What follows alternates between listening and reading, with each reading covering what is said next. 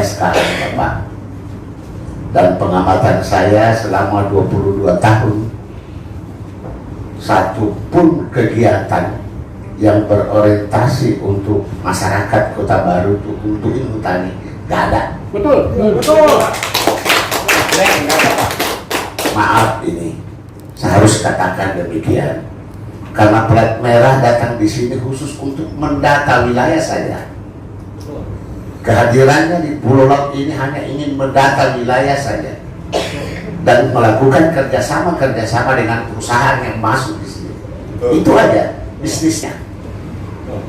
Ini saya melihatnya seperti itu. Saya 22 tahun Pak di DPR ini mengawal ini, dan saya melihat bahwa sasaran empuk kegiatan itu adanya di Kecamatan Pulau Tengah, terutama di Selaru. Apa yang dapat dilakukan itu di sana? Ada punya. Jalan ini tidak pernah dibaiki. Masyarakat kita itu kan di sana di pesisir itu khusus untuk nelayan. Andai kata dibangun pasar kayak di situ ada kontribusi untuk masyarakat lah. Ini sama sekali Pak, tidak ada apa-apa di sana. Di sana itu cuma tempat panjang luas itu untuk menampung kayu-kayu dulu. Kayunya sekarang sudah tidak ada lagi karena sudah puluhan tahun sudah tidak digunakan lagi. Makanya kehadiran kepala desa hari ini untuk meminta itu dibaiki. Tapi seyogianya dibaiki dulu baru diminta Pak. Jangan dulu diminta sementara tidak ada, itu tidak bisa lewat Pak. Saya sudah 2 kali, 3 kali masuk ke sana. Saya kebetulan Bapak berasal dari sana, daerah pemilihan saya. Mulai Kecamatan Pulau Laut Tengah, Dapil 2.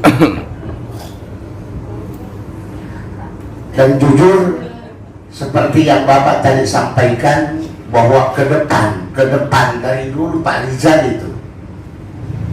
Pak Rizal dulu saya sama Pak Kamarudin di sini marah-marahin terus Pak Rizal karena ya kebetulan dia di sini dulu. Pak Rizal Bakri ya Pak Kamarudin ya. Itu programnya ini. Nah tadi ini mau ditanami durian, apa musaking apa dan sebagainya. Wallahu Akbar. Ini kapan? Ini kan yang jadi persoalan itu di sana. Dan akhirnya keterlibatan masyarakat. Saya menarik tadi yang disampaikan tadi kepala desa bahwa di Jawa bila wilayah itu sudah tidak dimanfaatkan lagi, banyak kok yang dibagi-bagikan sertifikat untuk masyarakat mengelola di kawasan hutan itu. Tapi aneh, kita di Kota Baru ini nggak ada. Apa yang mengurusinya Pemda tidak ada, atau memang dari pihak perusahaan yang tidak mau memberikan sama sekali. Ini juga yang jadi pertanyaan oleh kita. Karena hanya wilayah kita saja yang ada kawasan hutannya ini yang tidak bisa dikelola oleh masyarakat, bahkan harus dikeluarkan dari dalam. Jadi jangan salahkan masyarakat hari ini kalau sekiranya dia melakukan pencurian itu. Pencurian dalam artian dia menambang di dalam. Ada yang mencari emas itu di dalam? Ada, saya temukan.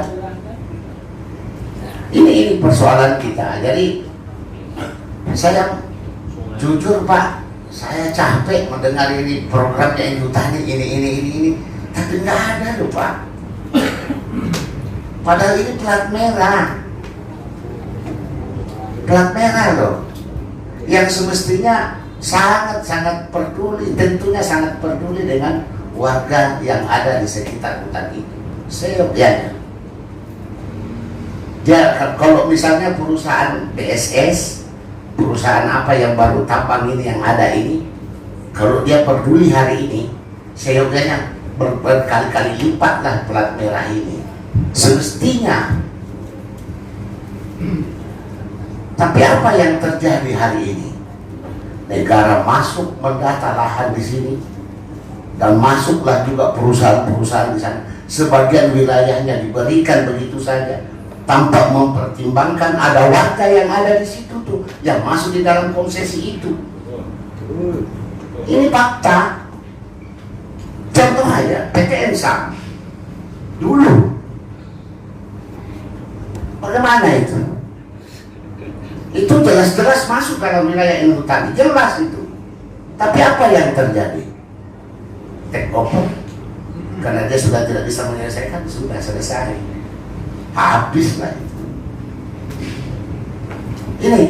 Inilah yang kita hadapi hari ini, Pak. Negara kita justru berbisnis di daerah kita sendiri tanpa mempertimbangkan bagaimana 20 tahun kita ke depan Kota Baru ini. Apa iya masih tersedia air minum ini di sini? Dan Bapak tidak pernah berpikir akan membangun waduk di sini, plat merah loh. Bapak asik-asik aja melakukan kerjasama, tapi tidak pernah memikirkan bagaimana 20 tahun ke depan warga Kota Baru ini, bagaimana nanti sulitnya mendapatkan air. Itu kalau menurut saya ini yang paling prioritas, Pak. Kita nanti ini kehausan, Pak, karena Pak, di atas kita terbangun perkebunan sawit, terbangun itu. Sekarang masuk tambang lagi, selesai. Kota Baru silahkan nanti kita masing-masing, mudah-mudahan kita masih panjang umur 10-20 tahun ke depan, bagaimana Pulau Laut ini nanti. Alhamdulillah memang selama 7 tahun ini tidak pernah kemarau, Pak. Tapi nanti kemarau, percaya satu tidak, dengan iklim yang ekstrim hari ini. Nah dari itulah action seperti inilah yang saya inginkan dari perusahaan plat merah ini. Ada kepedulian, jangan semata-mata bisnis, Pak. Ada kepedulian. Jujur, Pak, silahkan lihat, saya sudah namanya menggalau anak bakti itu entah beratusan kali saya injak, Pak. Karena saya sudah 23 tahun di sini. Melihat persul tuh menggalau anak bakti. Yang saya bicarakan berkaitan dengan ini terus ini. Klaim lahan saja, tapi dikelola enggak. Iya. 206.000 hektar ini klaim aja, Bapak. Mari kita lihat ke Labuan Mas sana. Ada sekitar 20.000 hektar di dalam, tapi kalau di luar bagus. Di dalam ada hamparan itu, yang tidak ada apa-apanya di dalam. Tidak dikelola. Tapi bagaimana mungkin ini dia bangun dulu di pinggiran ini supaya masyarakat ini semakin sempit, kan seperti itu. Saya mengamati betul itu di Tanjung Serudung sama Pak Kamarudin. Ini yang terjadi. Negara masuk menjajah kita di sini, padahal semestinya jangan dijajah deh, dibantuin. Ini Pak maksudnya saya. Jadi program-program ini tolong realisasi tadi. Buah-buahan tadi itu betul.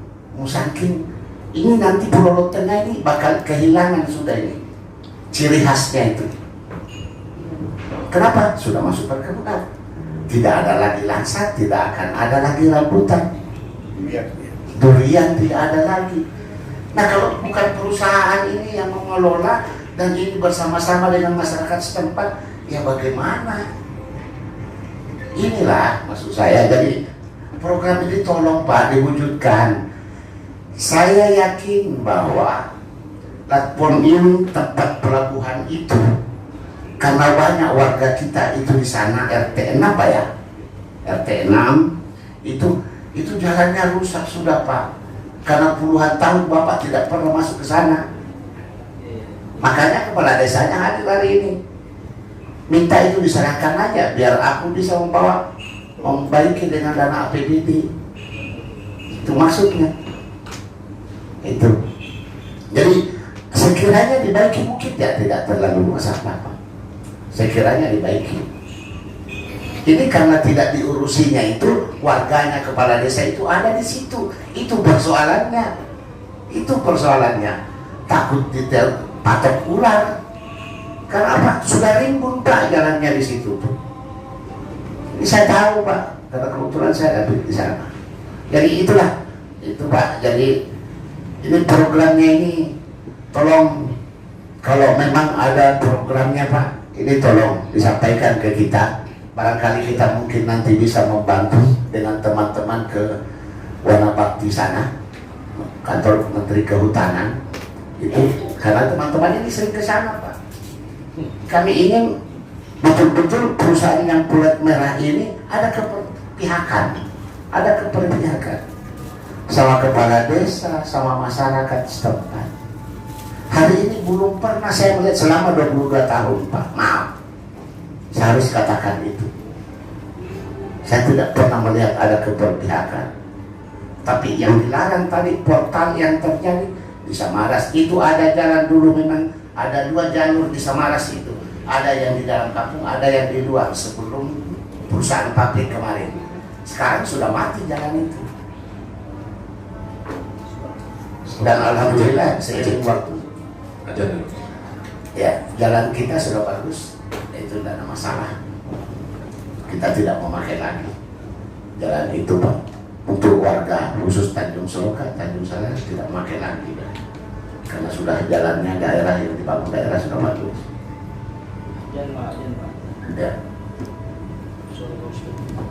Desa ini karena betul-betul terjepit hari ini. Ada 2 perusahaan di sana, 3 termasuk yang plat merah ini. Mereka sudah tidak bisa apa-apa lagi. Saya tidak bisa membayangkan ini ke depannya teman-teman ini dari apa? Desa apa Pak? Mekarpura, dekat Mekarpura dengan Selaru ini. Ini ke depan kita tidak tahu bagaimana. Kenapa? Karena dia sudah terjepit posisinya.